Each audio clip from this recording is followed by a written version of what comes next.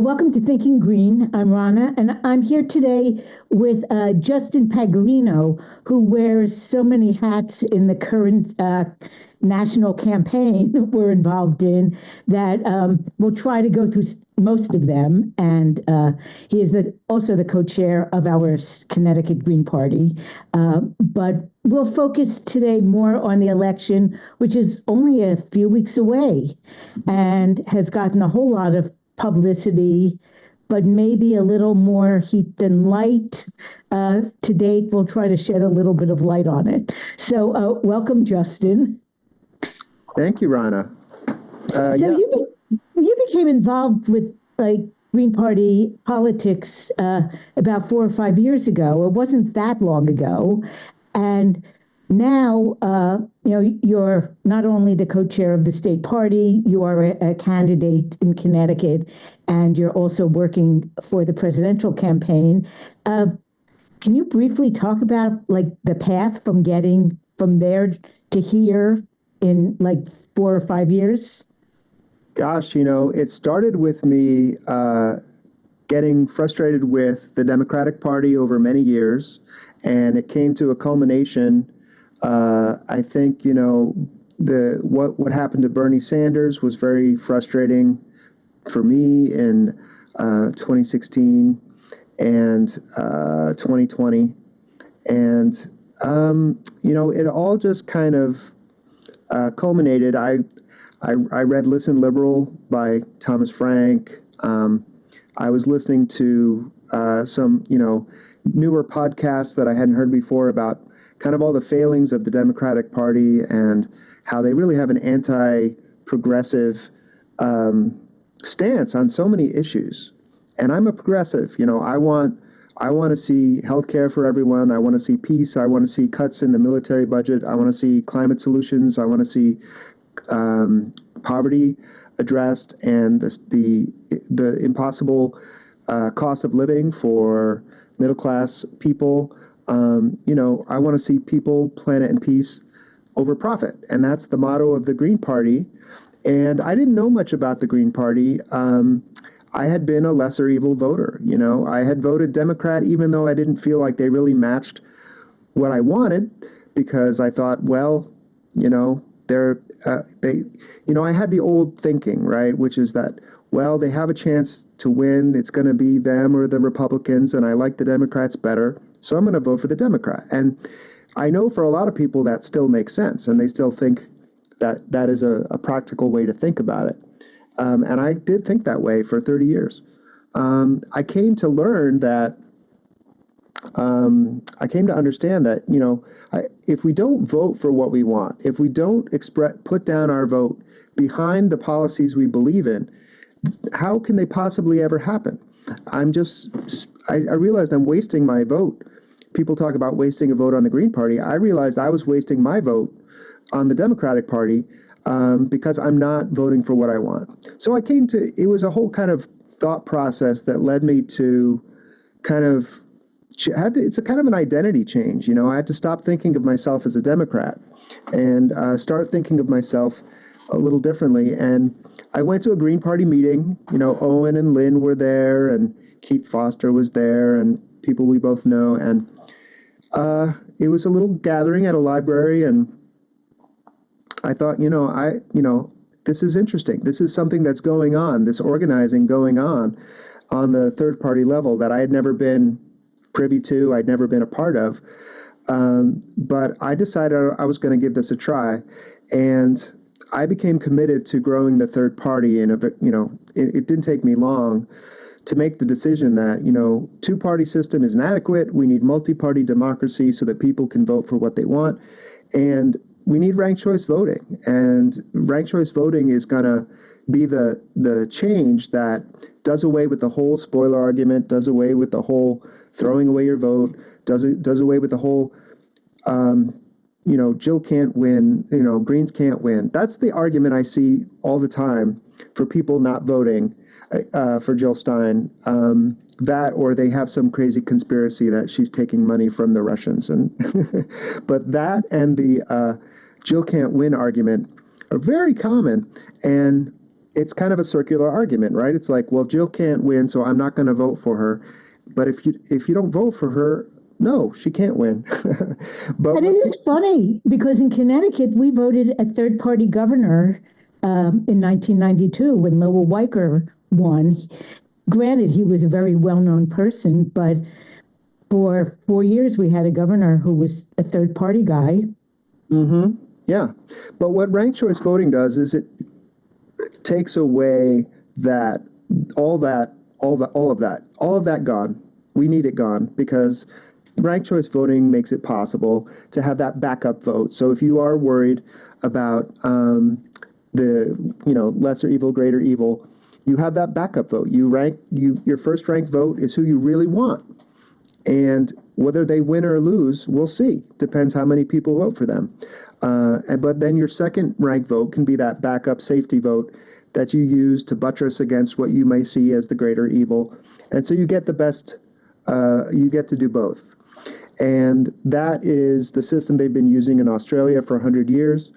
I was talking with an Irish gentleman yesterday from that election observation organization out of Europe who said, we love it. We have it in Ireland and we love the system. And even better than ranked choice voting, we have multi-member districts with proportional representation on a ranked choice ballot so that, if you have 3 representatives covering one district and a third of the people in that district are some party, then they get one of the 3 representatives. So it's proportional. There's so much about our democracy that's not representative the way it's set up. The winner take all states, the single member districts that don't allow us to have proportional representation. So you have so many people feeling like their vote doesn't matter. And we're told that a third party vote doesn't matter. But to me, it's the only vote that matters because it's the only vote that can change things. It's the only vote that can that can change the system that's unrepresentative because it puts on the pressure. If enough of us vote third party, the people who have the power to give us ranked choice voting are going to feel that pressure, and maybe they'll realize it's in their own interest to pass ranked choice voting because maybe some of our voters will give them their second ranked vote. But in a real democracy, there's competition. You have not just 2 choices, you have multiple choices, and you pick the one you like best. And with ranked choice voting, you can rank the others as well. And whoever has the broadest base of support gets to hold office. It's a more representative system, and that's desperately, desperately what we need. And in terms of educating the public, I think with ranked choice voting, there would be a real incentive that if there is a forum or a debate, everyone whose name is on the ballot would be invited to that event, and perhaps even write-ins who are registered because their votes do get counted as well. And this year on Connecticut's ballot, and I think I will share my screen now just to look at it a little. For president, vice president electors, there are 5 choices on the ballot. And for U.S. Senate, there are 4 choices on the ballot. So I would bet that beyond in the presidential race, if you ask, members of the voting public who's running, they would know about Harris and Trump. They might know about the others, but they might not. I would guess that for senator, they probably only know about Chris Murphy. And although when I did look into Republican Matthew Corey and cheaper gas grocery party candidate Robert Hyde, I can't say I was impressed, but I think voters need to learn also and study about the candidates they don't want to vote for, as well as the ones that they do want to vote for. And ranked choice voting, of course, you have your choice of voting for as many as you want, and some you might want to leave off your list altogether. Yeah. Well, I mean, I guess to continue kind of answering your question, I've had a long journey since I first joined the Green Party, but I did become very dedicated and very motivated for all those reasons. I just don't think we're going to see the policy changes we desperately need for peace and people and planet. They're not going to happen through the two-party system. We're not going to get them from the Democratic Party, which is very corrupt, and I think that's very clear. And so we need a voice. We need the option on the ballot for people to vote for, the policies we support in our platform that don't have disappeared from the Democratic Party platform. And so I ran for Congress pretty soon after joining the Green Party. I started by asking, who's our candidate in the 3rd Congressional District? And they said, well, we don't have one yet. And I said, well, I guess I could do it. And actually, you were well qualified to do it because it was fairly early in COVID when there was a whole lot of fear and misinformation and chaos, really, as different institutions that had worked were getting shut down, and your background was medical, among other things. Yeah, and I had never thought of myself as a person who would be running for office, and I think a lot of us in the Green Party come from a political activist background. I've been, I've gone to a lot of protests and marches, and been part of a lot of activist groups, but I had never been considered even running for office. But now I had decided that we needed we need Green Party candidates on the ballot. And so part of what we try to do in the Green Party is to encourage people to think of themselves as potential candidates. Even if you had never considered doing this before, your understanding of the issues, your appreciation of what is important is a qualification that the other candidates don't even offer. It's like step one is, how do you view the issues? What policies do you support? And if you are right on that you've gone like 80% of the way. You want to be a competent person who could plausibly, perform the role of whatever office you're running for. But the prerequisite for anybody who wants to get my vote is not just that they're competent. I don't want someone who's competent at doing things I don't want done. I want someone whose at least their goal is the same as mine. So, and so if you have that qualification, that goes a long way. We need to encourage people to remember that democracy is us representing ourselves. It's by, of, and for the people. We are, I've heard proposed that maybe we should just randomly pick who the representatives are, and to ensure that they that they really represent the public at large. I don't know if that's the best idea, but we do need more people to step up and consider that this is a civic duty. If you think that you may be a person who represents the views of the people in your area, consider running for office. And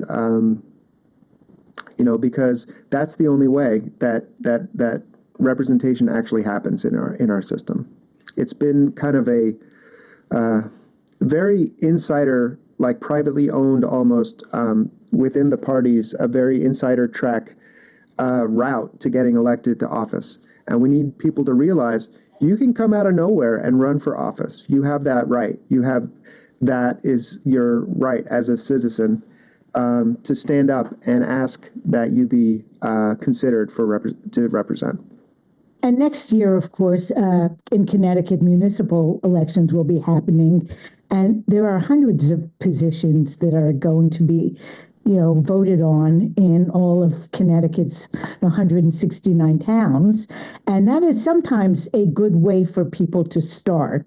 But back to your campaign for Senate, one issue that Chris Murphy has been very disappointing in, let me say, is a person who saw him as a relatively progressive Democrat when he first ran. I don't know how many years ago it was, 12 years ago maybe. And is healthcare. He has never really worked for a universal not-for-profit system. Uh, so can you talk a little bit about what our problems with our current healthcare system are and what we need to do about it in order to have a more efficient and equitable program? I saw that the United States has dropped below the top 50 countries in the world in life expectancy. That's shameful. So, yeah. It comes back to, I think our slogan of, people over profit. It's not just a slogan, like it really is the central issue. Are we going to let profit, then the desires of profit makers to dictate our policy? And that's what we have with our healthcare system, is we have tremendous amounts of money being made, not just by, the companies and their executives, but by the shareholders who kind of sit back and rake it in. And then a lot of their money that gets made goes into our political system, goes into our campaign, the candidates' campaign coffers, and this is basically legalized bribery, and it's permeated our politics. It's permeated the Republican and Democratic parties. They've made the calculation that if they want to compete and be viable, that they're going to accept this money, but it can't help but compromise you because they're spending hundreds of millions of dollars. I don't even know. It's just astronomical amounts of money that are involved in these races to buy ads, which are not cheap, and they get the word out there. And it's the way campaigning happens in the modern era. I mean, when's the last time? At least for these big races, when's the last time? Sometimes they have town halls. The districts are too big for them to knock on everyone's doors. But it's kind of like you just see the commercials and decide how to vote that way. I mean, we in the Green Party don't take corporate contributions. We don't take PAC money. We run on individuals' contributions. And so we just stand on principle. So Chris Murphy has never supported single-payer healthcare. Single-payer healthcare, where the government pays all your medical bills. That's the way it works when you hit age 65. The government pays your medical bills, right? Is it? And well, so, yeah, except, well, let's not go into the whole Medicare Advantage thing because, there are threats of privatization even with our public insurance programs. But yes, the theory is that there is one insurer, that everyone should be a network. All the providers should be a network and all the people should be a network. And, I know that our current system, many facilities have more billers than they have doctors or nurses, or because it's so the billing is so complicated that there's a tremendous amount of waste in the system of healthcare dollars that don't actually go to promote better healthcare. Yeah, and the privatization of Medicare is a horrible idea, and it started with Medicare Advantage, and it has continued with the ACO REACH program, which is a provision of the Affordable Care Act, or the Obamacare legislation, that Trump used to start this privatization of traditional Medicare. And under the Biden-Harris administration, it's continued. And so there is no doubt that they will continue to chip away and try to find a way to make more profit from our illness in every way they can. And what we should be doing, what most other industrialized countries do, is guarantee health care for everyone. We have, I think it's near 40% that are underinsured, if I remember correctly, and over 10%, I think it's around 10% that are uninsured. So we have a system that's failing. We have on the order of 70,000 deaths a year from people having a lack of health coverage. We should be guaranteeing health care to everyone. And here's the kicker, is that it would be cheaper. It would actually, because of all the profit that goes into that people are making off of the for-profit health insurance industry, and all the middlemen and the stockholders and everything, you know, we are spending about 10 to 15% more on healthcare than we need to be, and that extra money is going into those profits. So it's been estimated. There's like been there's a paper. There's like 20 studies that all agree that a single payer healthcare system would save money, and on the order of 10 to 15%, and that, out of the 30 trillion, and I'm sure it's higher now, 30 trillion that we spend on healthcare, that's the 500 about $500 billion of savings. Savings. Yes. So once we get over the hump of a transition, which would probably cost money, especially in terms of finding jobs for all of those billers, for example, all the people who work within the elaborate billing system. But yeah, we seem never to be able to get over a little bit of a hump that will result in really impressive savings not very far down the road. Mm-hmm. I mean, if we want to do it gradually, we could just start lowering the Medicare age. Right. Lower it 5 years, lower it another 5 years. Keep going until we get to zero. And then from the other direction, we could raise the Medicaid income guidelines so that people who are on Medicaid could be working families who earn not a lot, but who find healthcare prohibitive now and would be at risk of like going into medical debt if they had a real medical emergency, whether they have insurance or not. Yeah. But the bottom line here is, I guess I want to make sure everyone knows who might be watching that Chris Murphy does not support Medicare for all. Okay? He does not. And I went to an event with him several years ago, and he said, well, aspirationally, of course, that's what our goal is, but it's just impossible. And it's really only impossible because there isn't the political will, not because it's really impossible. Okay, so let's move on a little bit to foreign policy, because this has been, it used to be that healthcare was my one issue that was like a deal breaker issue on whether or not I support a candidate. And over the last year, foreign policy has really like pushed itself to the forefront, not just for me, but for several people I know, about being a deal breaker, and particularly, the Middle East and our continued support for genocide. So what should we be doing in a green administration? Oh, we should have stopped this in its tracks. I mean, we knew that we should have been doing things differently going back for decades. Israel building settlements after settlement after settlement in the West Bank, and the U.S. not using any kind of pressure to stop that. It's the situation has become so. We've done the same thing the whole time, which is allow Israel to do what it wants to do. And what does Israel want to do? Israel wants to own and occupy all the land and make it all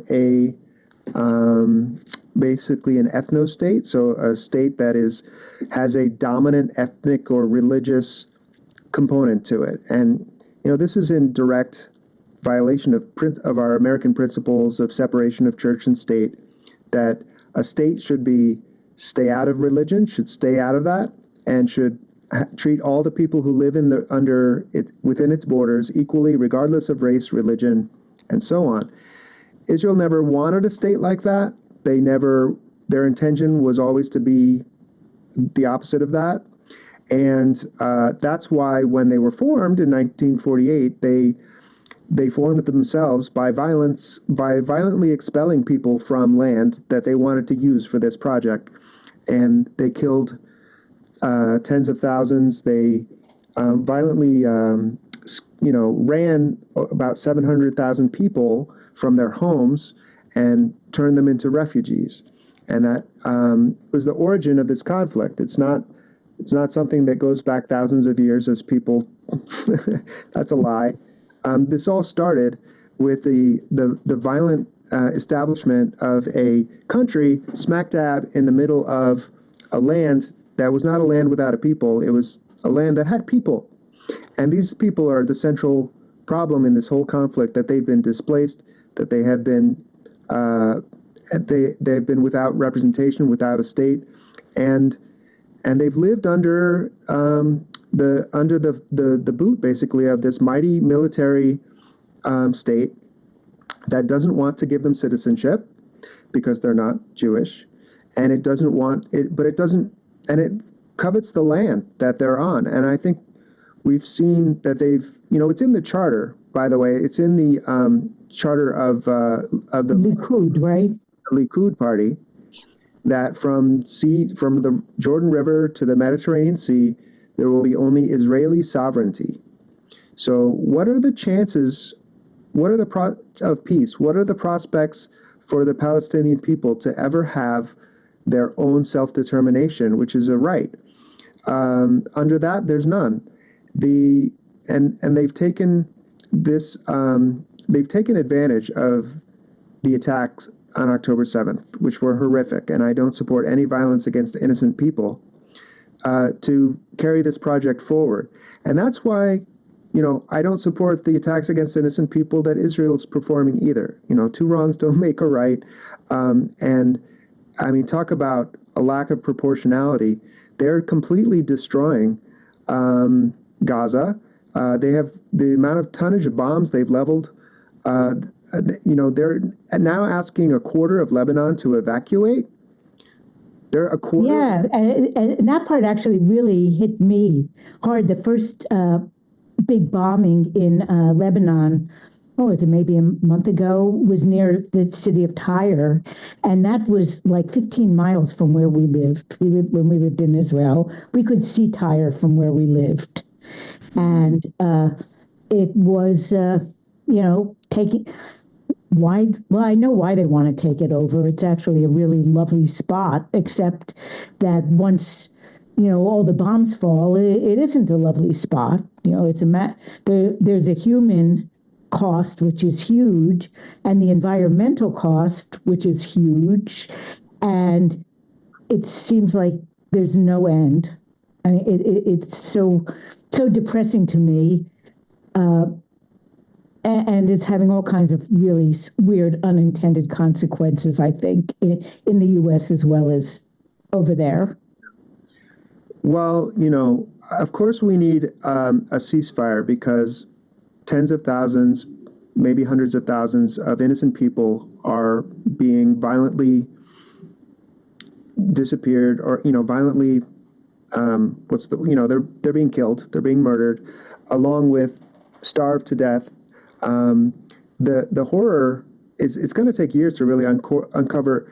I mean, we already know the horrors. We see it on our video, and we see it on TikTok. We see on Instagram. We see the videos and images that are coming out of Gaza, and they're just completely I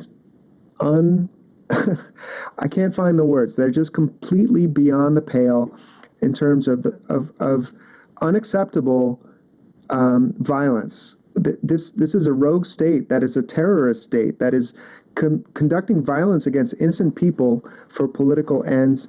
And who knows?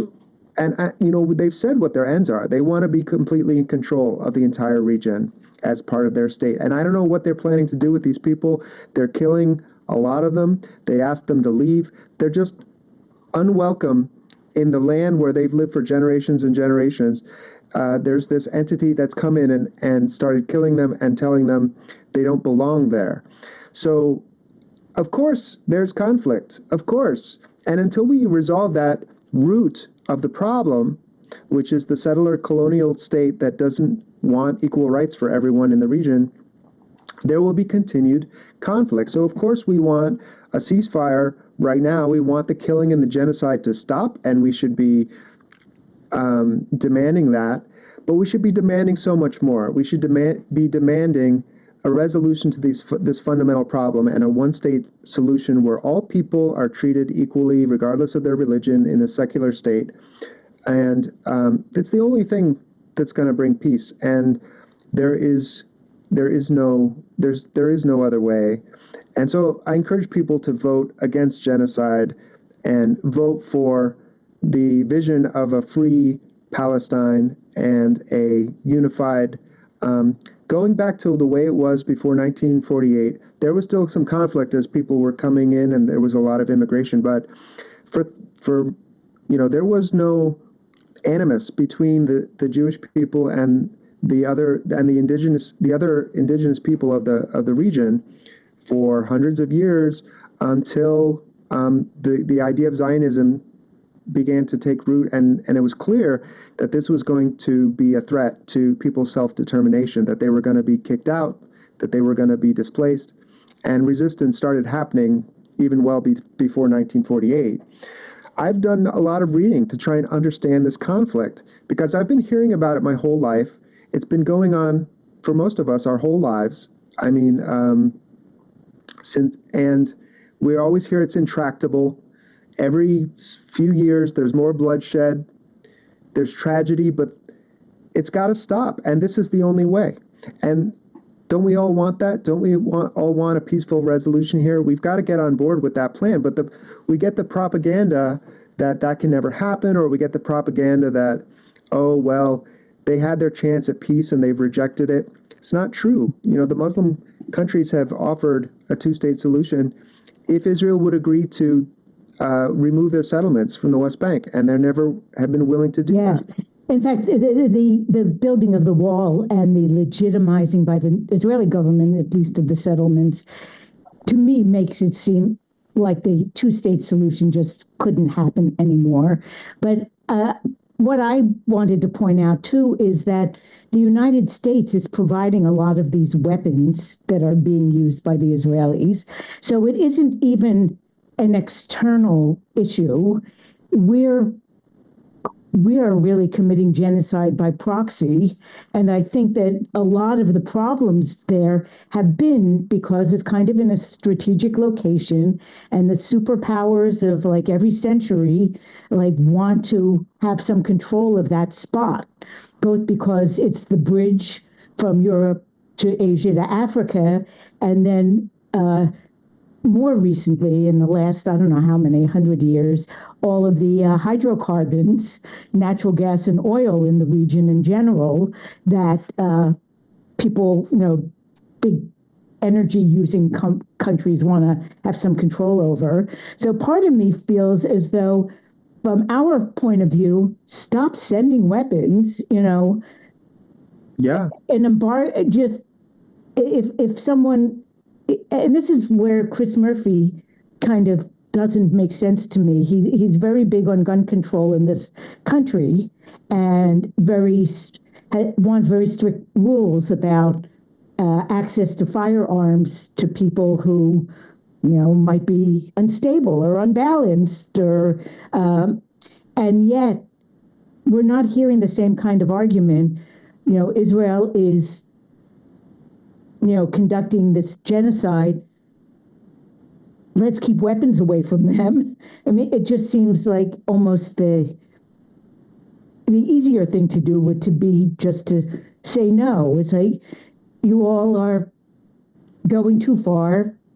You're just not going to get our support. We're not going to cover for you in the UN. We're not going to send you any weapons, because I feel as though the US is very complicit in this, and to our shame. And I don't know how it's going to come back to bite us, but I don't think we'll get off scot-free. I think at some point, the U.S. will be judged as well. Well, people wonder why there is anger at the United States from a lot of Islamic or people who are even violent in their and wanting to say death to America and things like that. And people wonder why do they hate us? I remember after 9/11, it's like, why do they hate us? Why do they hate us? And do you remember George W. Bush saying they hate us because we're free? Oh, yeah. That isn't why they hate us. It isn't why. It isn't why. And I can't believe anyone would buy that as the explanation. But that's the best they got to explain. That's the best they got. And if we don't understand it, if we don't make an attempt to understand it, good luck getting it to stop. Good luck. It's not going to happen. So you have got to understand, again, that, relations between Jews and Muslim people were fine for centuries in so many places. It was the installation of a military outpost of the Western world. RFK Jr. has said this very plainly and matter-of-factly, basically saying the quiet part out loud. And you can find him talking about this in an interview, that Israel is thought of by the Washington foreign policy establishment as our aircraft carrier in the Middle East.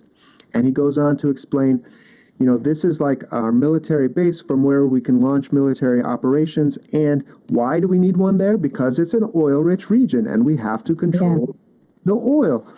And any idea that, we have the American foreign policy establishment has some vested interest in protecting a vulnerable class of people like Jewish people or any kind of protected class. They don't care about human rights. They don't care about protecting minorities who might be threatened in any way. They care about growing our military might and strength across the globe, expanding markets, and growing our economic opportunities, overturning democracies that want to have public ownership of their resources so they can be privatized. And we do this over and over and over in all over the world. Why are we putting the pinch on Russia? Why does NATO keep expanding east? It's all part of, this vision for U.S. hegemony and control and opening up markets and turning everything into kind of a neoliberal, capitalistic world of opportunity to make more and more profit.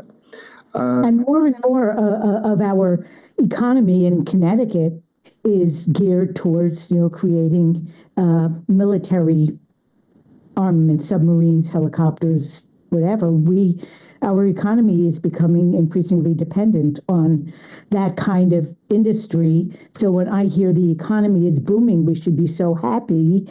I think, oh, maybe it's time to rewatch Bowling for Columbine, where Michael Moore makes the connection between the heavy influence of military industry in the area with the potential for people being violent on a personal level. It's it's a tough issue. But since you mentioned, I just want to say, as an older Jewish person, I kind of get that after World War II and the Holocaust, I probably, lost some cousins I never knew there. I was not born until a couple years after, but I could understand that traumatized people would seek the safe haven place. Mm-hmm. But I don't think the most rose-colored glasses person ever looking at it now would say that succeeded. It didn't. It was just a total failure. I'm much safer than a Jewish person living in Israel right now. There are suicides among reservists who are really experiencing a lot of trauma from being the perpetrators. And it's just a horrible situation that isn't really supporting the Jewish people at all anymore. I don't know if it ever did, but it's become clearer. I can understand. Everyone has a right to safety and a need for safety, and there are, marginalized, oppressed groups and persecuted people, and the Green Party is all about putting that behind us and getting past it. I mean, that's our values, equal human rights and equal human value, and we care about this passionately. We just don't think that the solution is marginalized groups getting their own armies and forming their own states. Right. Now, you have also, in addition to running for U.S. Senate here in Connecticut, you've been working with the Jill Stein Ware campaign. So can you talk a little bit about that? I am finding it myself kind of a powerful statement, and I think it scares the establishment a lot that that campaign exposes the lie of Jews and Muslims just can't get along. So what has been your experience working with that campaign, both in terms of its successes and the challenges that it continues to face? Yeah, I mean, Jill is Jewish, Butch is Muslim, the vice president candidate, and yeah, they get along great, and they're both wonderful people, and we love them, and I'm so grateful that Jill decided to run for president this year. We need her more than ever, and I think Butch has a future in the Green Party. He's really come in with a lot of enthusiasm for the project of building third parties. And that's one of our main goals with this campaign, is to highlight what we stand for, have candidates on the ballot that represent our policy proposals, and give people the opportunity to vote for them. And it was kind of a, whether it be a new Green New Deal, jobs guarantee, cutting the Pentagon and redirecting money towards human needs, or a more peaceful foreign policy. The events that have been happening over the past year have kind of just have been so extraordinary and drawn so much of everyone's attention that has become a major focus of the campaign. I think in any other time, Green Party presidential campaign would be running on, we're running on all the issues, but the news has been that we cannot look away from, has been the genocide, has been the daily killing and murder of innocent people with U.S. bombs. I mean, something like 70% of the bombs that fall are, U.S. sourced or provided. So this is U.S. doing this. This is not like you said, this is not just another country. Yeah, it's not a side issue, really. Yeah. Even though it's being treated like that by the major parties, I think. Yeah. And it's not like, Jill, one of things Jill says is, as Gaza goes, we all go. Because look, if we are willing to support this, if we lend our support behind this, if we think this is okay policy, what kind of people are we supporting, and what are they willing to do to us? And what have we seen about, Bush Ware's made the argument that, empire and abroad and fascism at home are kind of two parts of the same coin, because if you want to have this empire where you are behaving as a bully, as a violent aggressor around the world, and supporting violent aggression around the world, there's going to be dissent at home that has to be dealt with and squashed. And we've seen that on the campuses in horrific silencing of people's voices to speak out, which is scary, because that is not freedom of speech. We're seeing our freedoms erode, people getting fired from universities for speaking out on their political beliefs about this issue. Students being violently disrupted from being able to have a peaceful protest. And I don't care if it's an encampment on the lawn. You can walk around them. It's not a big deal. The goal is not to make it easier for people to cross campus. The goal of breaking up these encampments is to silence their voices. That's so clear. And they're not threatening anyone. They're not anti-Semitic. There's many Jewish people within these protests. Jewish Voice for Peace, did an action at the Wall Street Stock Exchange the other day. Look at this. I don't know how many people see this or whether it gets shown on the mainstream media, because I don't watch the mainstream media. But I can't tell you. But the size of the protest that's going on all over the world for this past year is just breathtaking. The number of people out in the street demanding that this horror end, it's so frustrating to see that much energy. And I don't even know if I think we're shielded from even getting a sense of how massive the outcry has been in countries around the world, European, Asian, African, everywhere, South America, everywhere. Uh, it's been so frustrating. And what's even more frustrating is that people would be willing to vote for this. I just cannot, that people would be willing to cast a vote in support of Kamala Harris, who has been part of this administration, has been made very clear that her policies are going to continue. And if they get tweaked a little, it doesn't matter. It's not enough. They, you know, they are always going to be fundamentally driven by this alliance that they view as key with Israel, and they are never going to make the demands tough enough that Israel feels really compelled to comply with them. They're not going to cut off the money. They're not going to cut off the arms. They may tweak things a little bit and get minor concessions, but it's never going to be enough because their fundamental vision is to maybe rein things in a little bit here and there, but never to push for the fundamental shift that needs to happen to get peace in the region. But just already what they've done, you can't vote for that. And you can't vote. They're targeting children. There's reports from people in the hospitals that children are getting shot by snipers in the head. There was one doctor at one of the hospitals who saw all these children coming in with bullet wounds in the head and chest that seemed to indicate they had been targeted by snipers.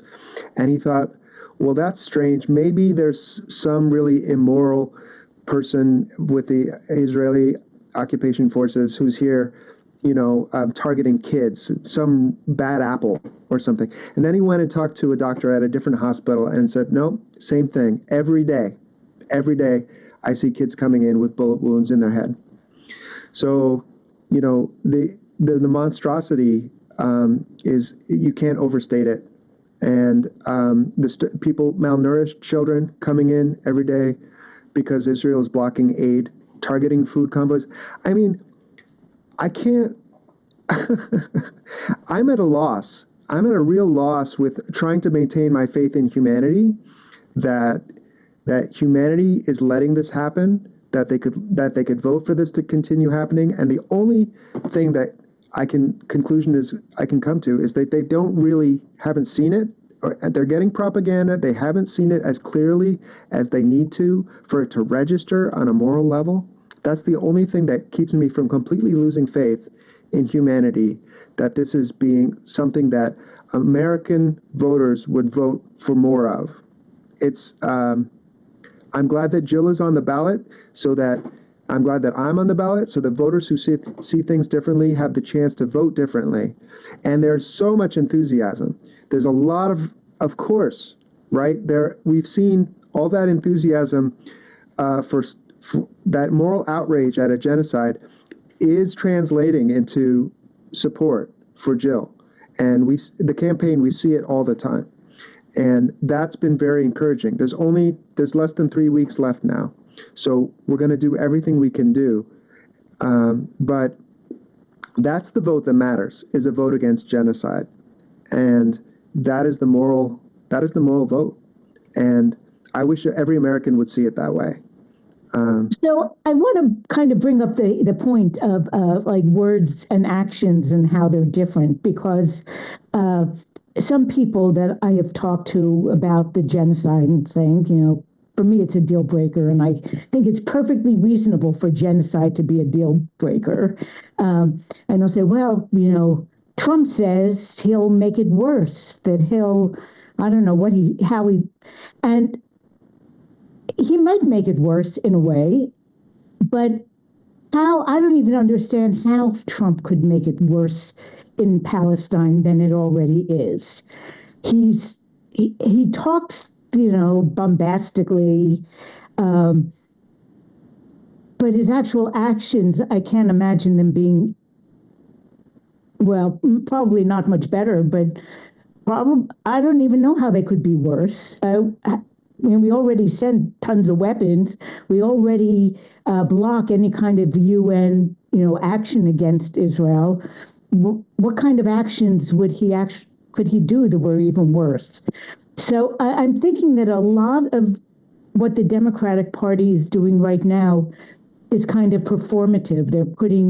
They're couching things in nice language, but if you look at the actions, some of them are really they're really pretty horrible. And one question I've asked that I never really gotten much of an answer to is, okay, let's say Trump became president. He started sending all these, wanted to send all these arms to Israel. Would the Democrats in Congress support Trump doing that, or would they suddenly find their conscience and oppose it if Trump were doing it? It seems like having the Democratic administration do it kind of is I don't know, kind of leads to a situation where the Democrats in Congress feel like they have to become apologists as opposed to opponents. I don't know. I guess part of my point is that when I look at Jill Stein, like she's really walked the walk in terms of fighting for social justice. And I remember back in 2016 when she was arrested at Standing Rock, and and the people she was standing with, they were vindicated. Yeah, I mean, we're as a another one of my hats is now as a GPUS co-chair. I'm looking at trying to get a Indigenous Peoples Caucus formed within the Green Party, and we've met a lot of people in the Indigenous community through the Jill Stein campaign who are interested in helping with that. And Indigenous people in many ways are often on the forefront of the climate battle because it's often their lands where the hydrocarbons are or where the pipe routes are desired. And the uranium for the nukes as well. Uranium. And we just had Indigenous Peoples Day, which was Columbus Day before that. And, I was reminded that's a reminder of our genocide when the Europeans landed on these shores. And rather than welcoming the Indians perhaps to try and form some kind of joint society or something, some way living in peace, there was violence. They chased them off their land. They forced them to march and forced them onto reservations. And this is what Israel has done to the Palestinians. But we get the propaganda. I was reminded of the phrase, history is written by the victors. And so here in America, we get the propaganda that, Columbus Day, it was a great day. We discovered this new land and it was here and we took it and it was great and there were no problems. Another land without a people. Right, another land without a people, but there were people. Same problem with the Palestinian people, same thing. But we get propaganda about Israel, that it's just a wonderful beacon of democracy. Well, they're doing some of the most horrific things that I've seen a country do in a long time. And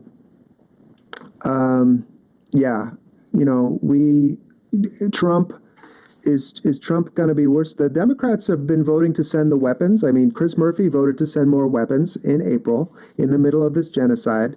So whatever they say, they say, "Oh, I'm worried about the humanitarian. I'm very concerned. I'm very concerned." Okay, well, what are you going to do about it?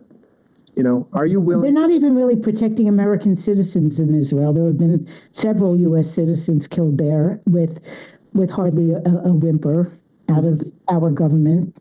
Talk is cheap. Talk is cheap. And they say these things, I'm become pretty cynical that, they say these things so that they can just garner the most support from the most possible people. Maybe you feel you are concerned, but if you're not concerned enough to do something about it, I'm sorry, your concern doesn't really impress me. Well, you mentioned being cynical, and I also sometimes feel very cynical, but recently I heard it framed a little differently, that kind of cynicism kind of is something that happens when you really have kind of a radical hope for the future. So at the foundation of that level of cynicism is a sense that, yeah, there should be another path. So we're going to try for another path. We only have like 3 more minutes left. Um, so I don't know. Do you want to talk a little bit about how people could support either your campaign or the Stein Ware campaign, or get more information, or get involved in some way? Well, for my campaign, I do have a website, justinforall.org. Actually, the place to see where I do a lot of my communicating is on Twitter, justinforall2. So it's the numeric 4 and the numeric 2, justinforall2 on Twitter. That's where I spend most of my time posting news articles, commenting, retweeting. That's where I am if you want to interact with me and have conversations. The website is just a website. It lays out some of my kind of vision for what rights for all, the things that we all deserve. But, and you can donate there if you'd like. It's welcome. I'm going to put out some digital ads. I am very busy with the Jill Stein campaign, and I encourage people to go to jillstein2024.com, sign up for the newsletter. Jill, the team been working so hard, and they put out great emails every day. Like, we're really now analyzing the issues and communicating where we're coming from. But we are here to empower people to vote for a better future, and I hope people will take advantage of that, because it starts with that. If you don't start by voting for something, it's never going to come to pass. You compromise your values when you vote, and you'll never get what you want. You'll end up with compromised values in your government. And, I'm not going to vote for Trump. I'm not going to vote for Harris. I'm going to vote for Jill Stein because she's what I believe in. And, could a genocide be any worse than it already is? Is that what we've come to? Like, it's like, here's, the Republicans and here's the Democrats. And, like, the Republicans get worse and then the Democrats get worse. And, well, we still have to vote for the Democrats because they're still better than this. And it keeps going down and down and down. And here we are where this is genocide, but this is worse genocide. So now we're voting for this. How far are we going to go? Where's our red line? Where is, when are we going to stand up for what's right? We can't, this is a trap. This is not democracy. This is a trap where we all get co-opted into supporting horrible things. Even if we don't like them or support them, we all get co-opted into voting for the opposite of what we believe in. And it just can't keep on going that way. So it has to start with people taking a stand and voting for what they believe in. And my last word is that there are some exciting alliances being formed during this campaign that I would not have predicted 4 years ago, or even 2 or 3 years ago. So the movement is building in directions that I wouldn't have anticipated. Yeah, and that's the bottom line. Is this isn't over November 5th. We're a party. We've been here for, is it 40? Yeah, since the 80s. So for something like 40 years, and we've survived, and we are not going anywhere. And we welcome people to come join us, make friends. There's some people who feel like they're going crazy talking to some of these, Zionists or Democrats or what we call, vote blue no matter who folks. Guys, we're here and we're ready to talk to you and have a rational conversation about how we can make progress and be friends and build power together. And, we're a nice group of people, and we're a determined and motivated group of people ready to do work that's very seriously needed. So we hope that you'll be able to join us. Well, thank you, Justin, for joining me, taking an hour out of your busy schedule, and to everyone watching. There are a lot of choices. So on November 5th, or even earlier with early voting, make your views known. And Thank you. And next week, I'm going to try to get an interview with Mary Sanders, who is running for Congress in District 1. So we'll see you then. Wonderful.